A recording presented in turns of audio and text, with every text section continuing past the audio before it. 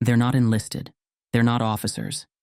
They exist in that mysterious Bermuda Triangle of military ranks where logic goes to die. The Navy Warrant Officers. You've seen them.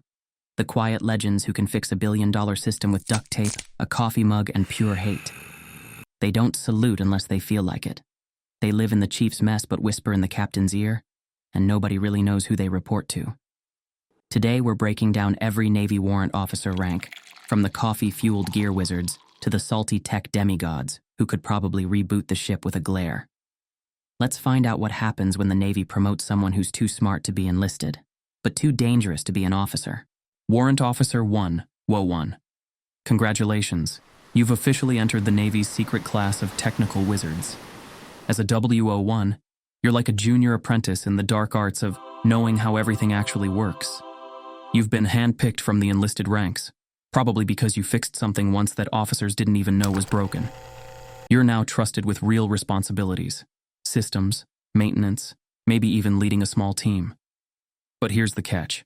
Nobody knows what to call you. Chiefs treat you like a weird cousin, officers forget your rank exists, and enlisted think you're just petty officer plus. You'll spend most of your time explaining to lieutenants why their brilliant plan will explode in 5 minutes. Your superpower? Saying no, sir, in a tone that's somehow both respectful and terrifying. The best part? You finally have authority, but no one knows where it begins or ends.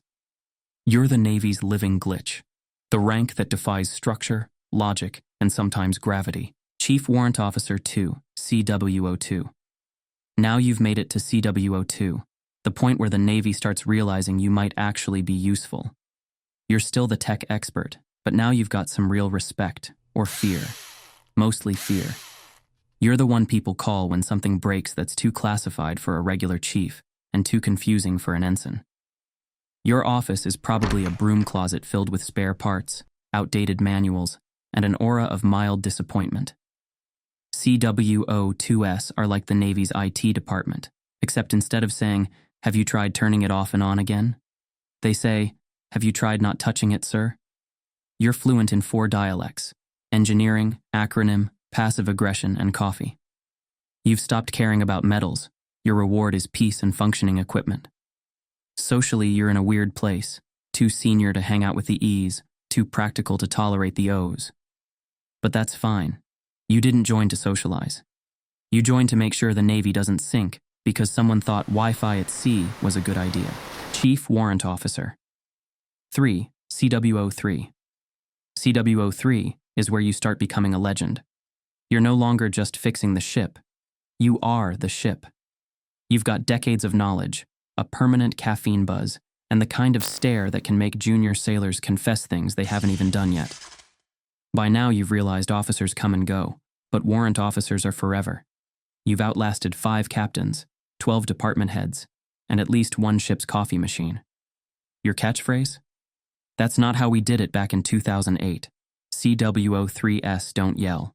They just appear, say something cryptic, and vanish, leaving everyone terrified and motivated. You don't have to prove anything anymore. Everyone already knows.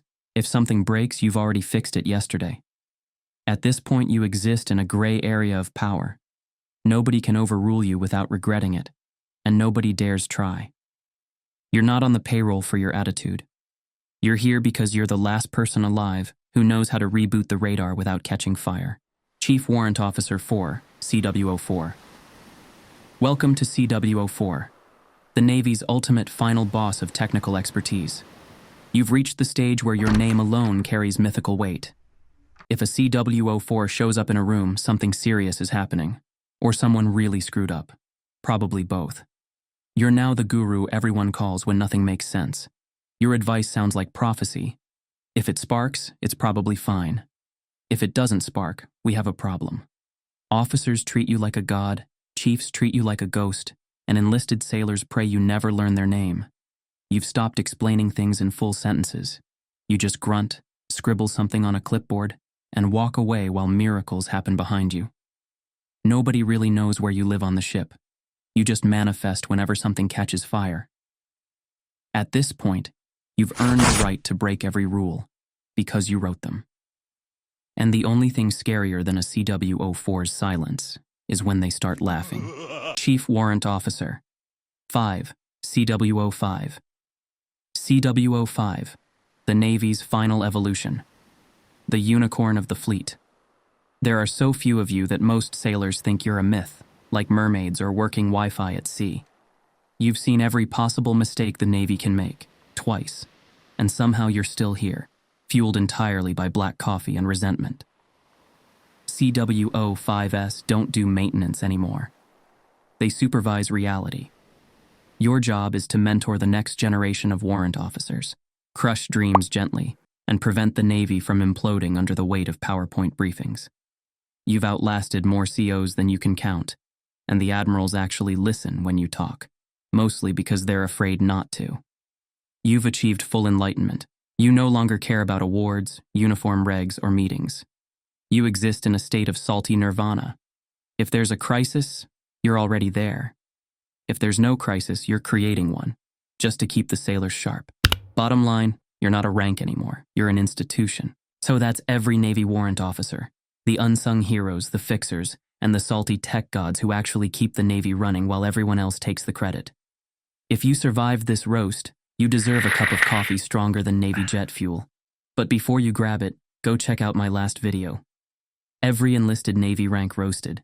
Because if you think warrant officers have it rough, wait till you see what those poor deck scrubbers go through.